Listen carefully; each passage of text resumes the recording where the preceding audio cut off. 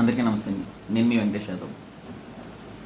ఈరోజు మనం తిరుమల తిరుపతి దేవస్థానం సంబంధించి నెయ్య సంబంధించి పూర్తి విషయాలు క్లారిటీగా నేను మీకు చెప్తాను. అంటే ఈ చెప్పడానికి ముందు ఒక విషయం ఏంటంటే, రాజకీయాల అతీతంగా మాట్లాడుకునే ముందు ఒక విషయం ఏంటంటే, మొన్న రోజా గారు ఒకటి సంభవించారు పూర్ణదేశ్వరి గారి గురించి. పూర్ణదేశ్వరి గారు, మీరు మీ భావ కళ్ళల్లో ఆనందం కాకుండా ప్రజల కళ్ళల్లో ఆనందం కోసం మాట్లాడండి అని అన్నారు. సరే, ఆ విషయానికి వస్తే, మీరు మీ ప్రభుత్వంలో ఎవరి కళ్ళల్లో ఆనందం చూడటానికి పైన తిరుమల తిరుపతి దేవస్థానంలో సంబంధించి అన్నప్రసాదం సంబంధించి దగ్గర నుంచి మన లడ్డూ ప్రసాదం దగ్గర నుంచి అన్నిటినీ కూడా నాణ్యత లేకుండా తయారు చేశారు, నాణ్యత లేకుండా చేశారు. ఇది అందరు భక్తులు కూడా ఫిర్యాదు చేసిందే కదా వాస్తవానికి. అంటే ఎవరి కళ్ళల్లో భక్తుల కళ్ళల్లో ఆనందం చూడటం కోసం మీరు పైన ఉచిత బస్సులు యొక్క బోర్డు ఉంటుంది తిరుమల తిరుపతి దేవస్థానం దగ్గర.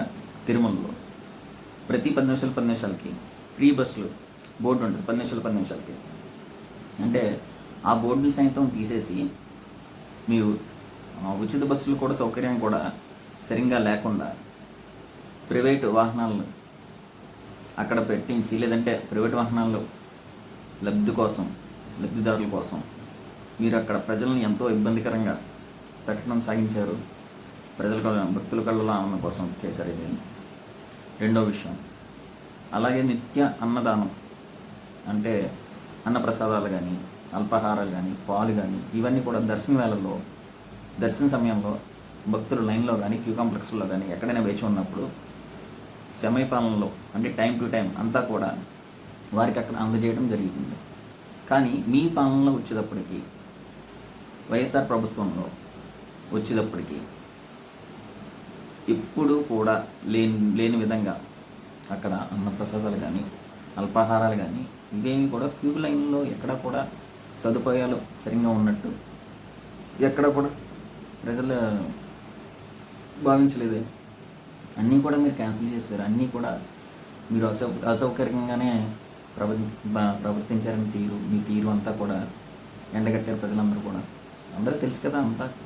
ఇప్పుడు సాధారణ ఎవరి కళ్ళల్లో ఆనందం చూడటం కోసం సాధారణ క్యూ కాంప్లెక్స్లో, క్యూ లైన్లో, సర్వదర్శనంకి వెయిట్ చేసే వెయిటింగ్ హాల్లో కూడా ఈవెన్ ఎక్కడా కూడా వెంకటేశ్వర స్వామి యొక్క ఫోటో కూడా లేకుండా చేశారు ఈ రోజున. మీరు ఎవరి కళ్ళల్లో ఆనందం చూడటం కోసం ఇవన్నీ చేశారు మీరు. సో అది మీరు ప్రజలందరూ కూడా గమనిస్తున్నారు. మీరు కేవలం రాజకీయ లబ్ధి కోసం, మీరు ఎవరి కళ్ళల్లోనూ ఆనందం చూడటం కోసం ఇలాంటి స్టేట్మెంట్లు ఇవ్వడం తప్ప, దగ్గుపాటి పూర్ణదేశ్వరి గారు ఎప్పుడూ కూడా ఎవరిని కూడా కించపరిచేటట్టు కానీ, మాట తోడటం కానీ ఏమీ చేయలేదా? అలాంటిది నువ్వేంటి, అసలు నువ్వెవరు, నువ్వెంత అసలు ఆవిడ గురించి స్టేట్మెంట్ ఇవ్వడానికి? సో ఇదంతా పక్కన పెడితే, రాజకీయ విధంగా కాకుండా మీరు అసలు తప్పు దొరకదనే కదా. ఎలా దొరకదు అంటే, ఏ తప్పు చేయలేదు కాబట్టే మీరు ఇన్ని స్టేట్మెంట్ ఇస్తున్నారు, ఇన్ని చేస్తున్నారని ప్రజలు అపోహపడుతున్నారు. కానీ అక్కడ సాక్ష్యాధారాలు, అంటే సుప్రీంకోర్టుకైనా ఎక్కడైనా సరే సాక్ష్యాధారాలు ఉంటేనే మనకి అక్కడ వెల్లడవుతుంది. సుప్రీంకోర్టు ఏమి మీకు ప్రసాదంలో కలవలేదు, మీరు కలపలేదని చెప్పి స్టేట్మెంట్ ఏమి ఇవ్వలేదు కదా. అక్కడ కలిసినట్టు ఆధారాలు ఏంటి అన్నారు. కానీ ఆ ఆధారాలు లేవు అంటే, ఆధారాలు సరిగ్గా అక్కడ వీళ్ళు వెల్లడించలేరు, పెట్టలేరు ఆధారాలు అని మీరు గర్వంతోనే కదా ఈ రోజున మీరు ఇష్టం వచ్చినట్టు స్టేట్మెంట్ ఇస్తున్నారు. అంటే ఎలాగా ఇవ్వలేరు, ఎందుకు ఇవ్వలేరు, వీళ్ళు ఆధారాలు ఎలా నిరూపించలేరు అనే విషయానికి వస్తే, యాక్చువల్గా ఏంటంటే ఈ విషయంలో 2 ఉంటాయి. Class 80, class 81. అంటే ప్రజలందరికీ చెప్తుంది ఏంటంటే, మామూలుగా రాజకీయ విధంగా కాకుండా మనం మాట్లాడుకోవాల్సింది తెలిసింది ఏంటంటే, తెలుసుకోవాల్సింది ముఖ్యంగా ఏంటంటే వీళ్ళు ఎంత విర్రవీగి శబదాలు చేస్తున్నారు ఆధారం ఉంటే పెట్టమని.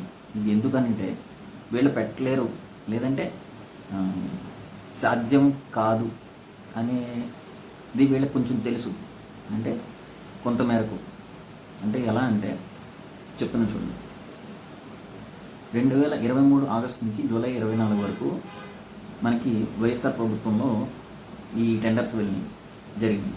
అవి ఎలా అంటే అసలు యాక్చువల్గా ఎలా జరగాలంటే క్లాజ్ 80 ఎలా అంటే ఒక టెండర్ వేసినప్పుడు టెండర్ డాక్యుమెంట్తో పాటు ఇప్పుడు మ్యాండేట్ మాట అంటే కంపల్సరీ ఎలాగా clearance certificate for each consignment of, అంటే ప్రతి కన్సైన్మెంట్కి ప్రతి ట్రిప్కి కూడా వీళ్ళు NABL దగ్గర నుంచి, అంటే national accreditation board for testing and calibration laboratories దగ్గర నుంచి వీళ్ళు సర్టిఫికేట్ తెచ్చుకోవాలి, క్లియరెన్స్ సర్టిఫికేట్ తెచ్చుకోవాలి. ఇంకా అర్థమవుతుందా? 1. 2, FSSAI అప్రూవ్డ్ ల్యాబొరేటరీ దగ్గర నుంచి వీళ్ళు తెచ్చుకొని సర్టిఫికేట్స్ తెచ్చుకొని TTDకి, అంటే తిరుమల తిరుపతి దేవస్థానానికి వీళ్ళ కన్సైన్మెంట్తో పాటు వీళ్ళ సర్టిఫికేట్స్ సబ్మిట్ చేయాలి. ఓకేనా? అంటే అప్రూవ్ చేసినట్టు. అంటే వీళ్ళు ఆ నెయ్యి అంతా ఇంత ఏంటి అని చెప్పారండి ఆ సర్టిఫికేట్లో ఉంటుంది. ఆ సర్టిఫికేట్స్ సబ్మిట్ చేసినప్పుడు క్లాజ్ 81 ప్రకారం TTD, అంటే తిరుమల తిరుపతి దేవస్థానం వారు ఈ శాంపిల్స్ నెయ్యి యొక్క శాంపిల్స్ని ల్యాబ్ టెస్టింగ్కి పంపిస్తారు. కన్సర్న్ ల్యాబ్ అప్రూవ్డ్ ల్యాబ్కి పంపిస్తారు. వాళ్ళు ఆ రిపోర్ట్స్ తీసుకొని అప్రూవ్ చేసి ఈ నెయ్యి వాడటం జరుగుతుంది. అంటే ఇప్పుడు వీళ్ళకి ఏంటంటే ఆ నెయ్యి శాంపుల్ ఇప్పుడు ఉండదు. అంటే ఆ క్లియరెన్స్ సర్టిఫికేటు ఇవి కూడా అక్కడ తీసుకొని వీళ్ళు ఆల్రెడీ సబ్మిట్ చేసి దాని తర్వాత తిరుమల తిరుపతి దేవస్థానం వారు ఆ శాంపిల్స్ కన్సర్న్ ల్యాబొరేటరీస్కి పంపించి ఆ రిపోర్ట్ తీసుకొని వీళ్ళు అప్రూవ్ చేయదు. అంటే వెళ్తుంది లోపలికి నెయ్యి వాడటానికి యూస్ అవుతుంది. ఇప్పుడు అక్కడ మెయిన్ పాయింట్ ఏంటి, TTDలో తిరుమల తిరుపతి దేవస్థానం సంబంధించి ఫుడ్ అండ్ ఇది టెస్టింగ్ ల్యాబొరేటరీలో ఈ గీ యొక్క ఫ్యాట్ ఆయిల్ ఇవి టెస్ట్ చేసేది ఎక్విప్మెంట్ లేదు అక్కడ ఆ ల్యాబ్లో. అంటే నాట్ అవైలబుల్ అని ఉంటుంది చూడండి, కావాలంటే మీరు మొన్న కూడా ఎవరో ఒకటి వీడియో చేశారు, నాట్ అవైలబుల్ అని ఉంటుంది.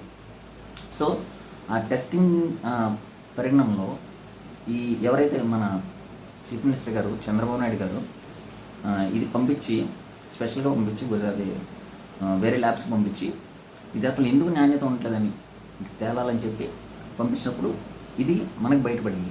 సో ఈ టెస్ట్ ఇక్కడ ల్యాబ్లు లేవు.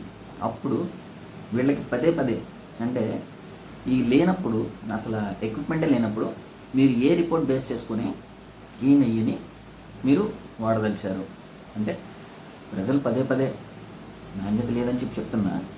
ఈ జస్ట్ ఏ రిపోర్ట్స్ బేస్ చేసుకొని మీరు పెట్టారు. ఓకే, ఇక్కడ అసలు ఎక్విప్మెంట్ లేకుండా ఈ కన్సర్న్ ఏదైతే యానిమల్ పెట్టలేదంటే ఈ గీ కౌ గీ అదే కౌ ఫ్యాట్ ఇవి ఉంటాయి కదా, ఫిష్ ఆయిల్ ఇవి కలిసినవి అనేది రిపోర్టు మనకి లేకుండా, అంటే అది సాధ్యపడదు కదా తీసుకోవడానికి.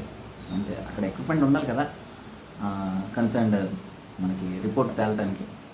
సో రిపోర్ట్ లేకుండా మీకు ఇప్పుడు ఎందుకు ధీమా అంటే అక్కడి నుంచి క్లియరెన్స్ ఉంటుంది ఆ సర్టిఫికేట్ దగ్గర నుంచి, NABL దగ్గర నుంచి, FSSAI దగ్గర నుంచి.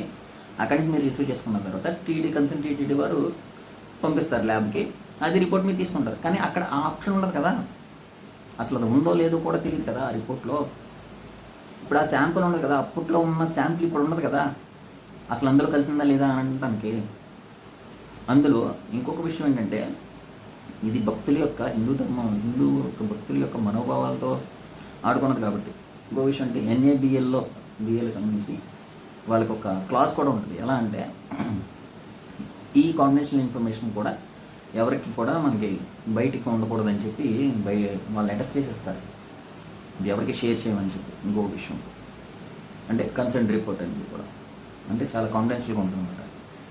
ఇవన్నీ కూడా ఇప్పుడు ఈ ఏదైతే వచ్చి మనకి వీళ్ళ కన్సైన్మెంట్ వచ్చేటప్పుడు, టెండర్స్ తీసుకున్నప్పుడు, సర్టిఫికేట్స్ అప్రూవల్ తీసుకున్నప్పుడు, దాని తర్వాత మళ్ళీ వీళ్ళు టీటీడీ వారు కన్సర్న్ శాంపిల్ని తీసుకొని రిపోర్ట్ తీసుకున్నవారు ఈ రిపోర్ట్లో లేకపోవచ్చు. కానీ ఆ రిపోర్ట్లో లేదు అని అనడానికి కన్సర్న్ టెస్ట్ అక్కడ అవైలబుల్గా లేదు కదా, మీకు ఛాన్స్ లేదు కదా. వైరల్ ఫీవర్ ఎగ్జాంపుల్ చెప్తున్నాను. ఒక వైరల్ ఫీవర్ టెస్ట్ చేయకుండా వైరల్ ఫీవర్ అక్కడ లేదు అని మీరు చెప్పలేరు కదా. అంటే వీళ్ళకి అహంకారం ఇది ఏంటంటే, ఎందుకు బద్దలు కొట్టి చెప్తున్నారంటే అక్కడే వీళ్ళు వెల్లడించడానికి సరైన ఆధారాలు ఇప్పుడు వీళ్ళు చేయలేరు, నిరూపణ చేయలేరు అనేది వీళ్ళ ధీమా. ఈ ధీమా బట్టి రోజా కానీ, పేరు నాని కానీ, కొంచెం అంబటి రాంబాబు ఇడి కానీ వీళ్ళు అంతా రెచ్చిపోతున్నారు, వచ్చి సభలు చేసి తొలగొడేస్తున్నారు ఇటు. కానీ ఒక్క విషయం, ఇప్పుడు సిట్ అనేవారు ఇంకా లోపలికి వెళ్తే మరి కన్సర్న్ ఏమన్నా ప్రూఫ్స్ బట్టో లేదంటే ఇంకోటి బట్టో ఏమైనా ఆధారాలు బయటకు వచ్చి ఇప్పుడు నిరూపిస్తేనే కానీ వీళ్ళ బండారం బయటికి రాదు. ఇంకొక విషయం ఏంటంటే, ట్రాన్స్పరెన్సీ లేదని ముందే చెప్పారు కదా, దాని మీద కూడా ఉంటుంది కదా. ఎందుకు కంగారు పడుతున్నారు? దాని మీద కూడా ఉంటుంది కదా. ఇప్పుడు మనం ఎందుకు పవన్ కళ్యాణ్ గారు ఉన్నారు కదా, 10,000 రిసీప్ట్ పట్టుకొని ఏది శ్రీవాణి ట్రస్ట్ పేరు మీద 10,000 రిసీప్ట్ పెట్టి కేవలం 500 రూపాయలు మాత్రమే ట్రస్ట్కి పంపించారని చెప్పి, మరి అలాంటి ఎన్ని మింగేశారు మీరు? ఎన్ని వందల కోట్లు. ఇప్పుడు ఇంకొక విషయం, కోవిడ్ ముందు వరకు ప్రొక్యూర్మెంట్ ఆఫ్ ఘీ మీద మనకి ఎంతైతే నెయ్యి వాడుతున్నారో దాని మీద మళ్ళీ రీఆర్డర్ లెవెల్ చూసుకొని ఆర్డర్ పెట్టి మనం తెప్పించడం జరిగింది. కోవిడ్ తర్వాత మీరేం చేశారు? దాన్ని